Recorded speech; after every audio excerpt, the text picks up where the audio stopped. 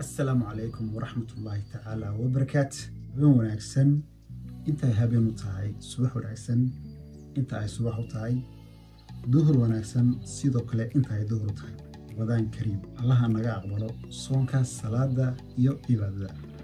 muuqaalkeena waxaynu kaga hadli doonaa sidee ayaa la iskaga dhimi karaa ama sidee ayaa jirkaaga aad u bedeli kartaa haddii uu saaran yahay miisaan saa'ida ama culays saa'ida. Si aad miisaanka jirkaaga aad iskaga dhintid waxaynu u kala saari karnaa laba qaybood ama waxaynu odhan karnaa laba siyaabood ayaa la iskaga dhimi karaa.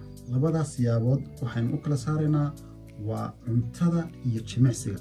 ani fikir ahaan waxa aan aaminsanahay in cuntada aad cunaysid ay saameyn ku yeelan karto in jirkaaga isbedel uu keeno.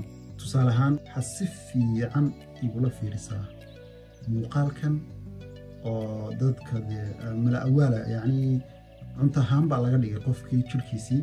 bal horta muuqaalkan ila fiiriyey waa ujeedaa muuqaalkan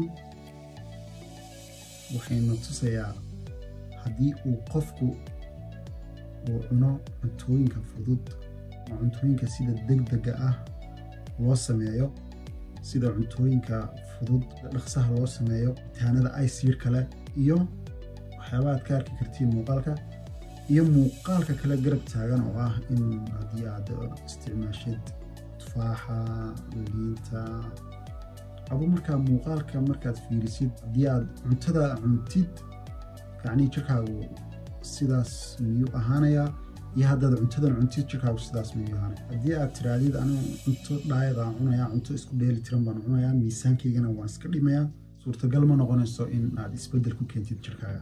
sidoo kale haddii aad exercise ama jimicsi waxyaabaha qaar aad samaysid sida inaad cardio machine aad ku rootid, in magaratay aad jimicsi samaysid oo aad biraqaaqaadid keliyana ma garanaysaa ma ku bedelmaya ama ma ku dhimaya culayska jirkaaga. waxaan markaa isku baalansi garanaynaa in uu qofku helo cunto ku filan iyo jimicsi ku filan.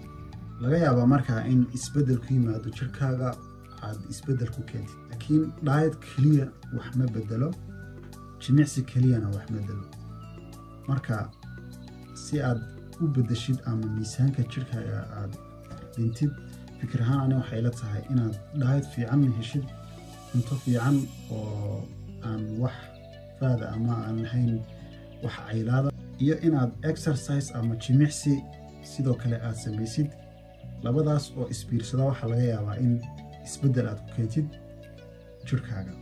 waxaan jeclahay in aad soo gaadhay gabagabadii muuqaalka. waxaa ilaawin inaad ku soo biirtid kanalka, sidoo kale inaad muuqaalada aad like noo saartid lana wadaagtid asxaabtaada xiisaysa jimicsiga. intaan muuqaalkan muuqaal lamida ku kulmayno waxaan idinkaga tegayaa sidaa iyo Ramadan Kariim.